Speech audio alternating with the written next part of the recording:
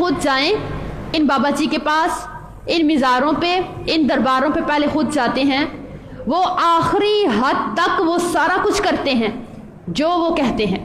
مطلب انہوں نے پیسے مانگے دیے، انہوں نے بکرے مانگے دیے، انہوں نے جتنے چکر لگانے کو کہا انہوں نے لگائے.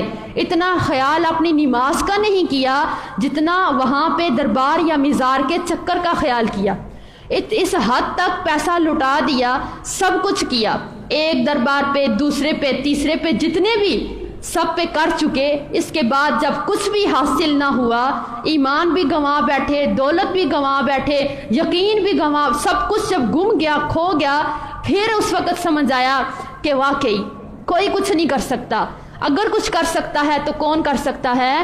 صرف اللہ کر سکتا ہے. اس وقت سمجھ آ جاتی ہے. تو قرآن یہی تو کہتا ہے، قرآن یہی کہتا ہے کہ آپ اس وقت سب کچھ کھو کے اس کے بعد آپ کو سمجھ آئے کہ آپ کے ہاتھ میں کچھ رہے ہی نہ ایمان رہے، نہ مال رہے، نہ آپ کی عزت رہے، نہ آبرو رہے، نہ آپ کا اللہ سے وہ مضبوط تعلق رہے، کچھ بھی نہ رہے.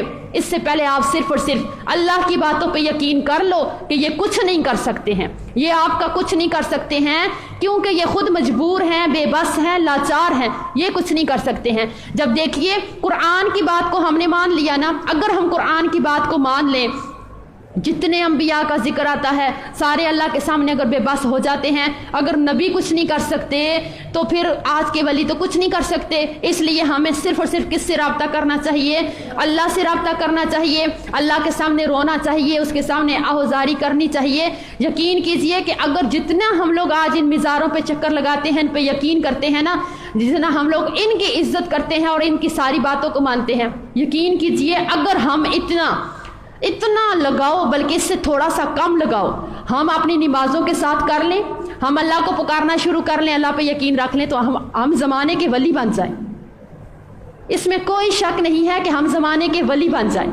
اگر ہم ان بابا جی کی باتیں مان کے، ان کی باتوں میں آ کے فرض روزوں میں سے 15 روزے چھوڑ کے 15 ہم لوگ رکھ سکتے ہیں، تو آپ سوچئے کہ اگر اللہ کی باتوں کو مان کے انسان 30 روزے رکھے اور تہجد کی نماز بھی پڑھے، انسان اللہ کے ساتھ نماز سے رابطہ کرے، تو کیا خیال ہے ہم اللہ کے ولی بن جائیں کہ نہیں بن جائیں؟ اللہ ہماری دعائیں سنتا تو ویسے بھی ہے، جو ہماری بدگمانیاں ہیں وہ ساری ہماری بدگمانیاں دور ہو سکتی ہیں کہ نہیں دور ہو سکتی ہیں؟ تو اس میں ہم سب کو سمجھنے کی ضرورت کیا ہے؟ آج